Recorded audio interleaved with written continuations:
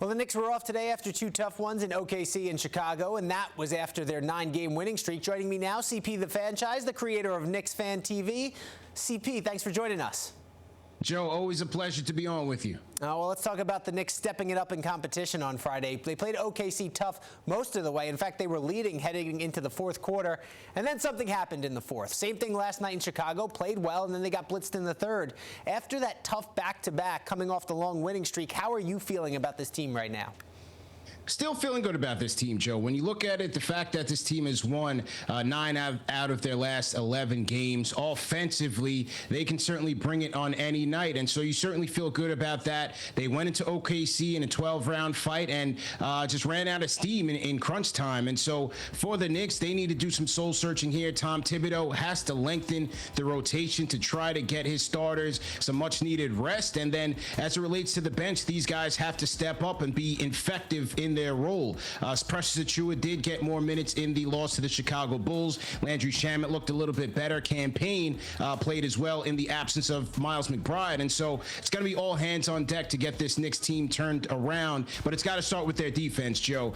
They gave up 41 points in the third quarter to the Chicago Bulls, 39 points in the third quarter in the loss against the Thunder. And so the Knicks also have to figure out how to start the second half of these games on a good foot, move the ball some more, and tighten up defensively. All right, well, Karl-Anthony Towns, he left that game late in the fourth quarter last night with a leg injury. He had 44 before leaving. The good news, the injury doesn't look to be too serious. But how important has Cat been for the Knicks so far this season?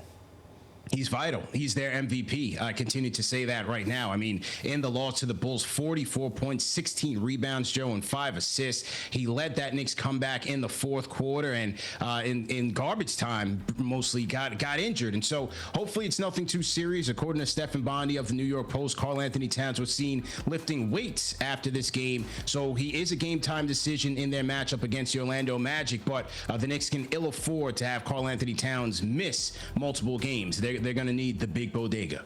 All right, well, the schedule maker throwing the Knicks some love in this next stretch. In the next 14 games, 12 of them at home. The 2 games on the road, not far at all, Philly and Brooklyn.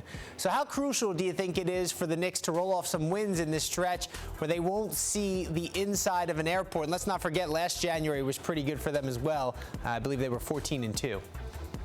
Yeah, the home cooking should help them, Joe. I'm sure having not having to travel so much will help these guys' psyche, but you still have to win the games, Joe. And on this home schedule, you have teams who the Knicks have not beaten yet, including the Atlanta Hawks. The Detroit Pistons are coming to town. They have an opportunity for revenge against the Oklahoma City Thunder coming this Friday. And then the following Friday, January 17th, you have Julius Randle and Dante DiVincenzo looking for revenge with their Minnesota Timberwolves. And so despite the home-heavy schedule, the Knicks still have a daunting challenge ahead of them in terms of the teams that will be coming to the Garden, and so they'll have to tighten up. Yeah, Randall and DiVincenzo, I'm sure, definitely want some revenge after that blowout in Minnesota just a couple weeks ago. All right, looking around the NBA, the Heat suspending Jimmy Butler for 7 games and entertaining trade offers. If you're the Knicks, would you be interested in adding Butler to this group?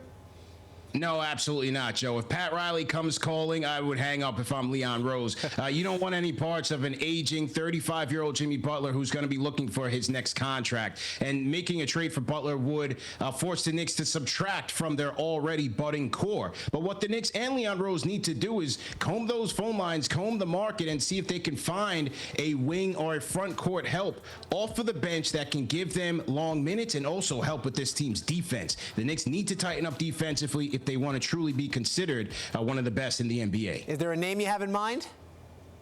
Well, from the center market, you have guys like a Jonas Valanciunas. You know, one of the difficulties here, Joe, is that the Knicks don't have much draft capital to work with or much cap space to work with should a veteran be bought out. And so this coming trade market is going to be very challenging for Leon Rose and his front office to make a trade, but they have pulled rabbits out of the hat in the past, and that's what we're going to have to rely on come this February trade deadline. I think at this point, Knicks fans have to say, in Leon we trust. In Leon we trust. CP the Franchise. Appreciate the time as always, man. Thank you, Joe. Have a great week.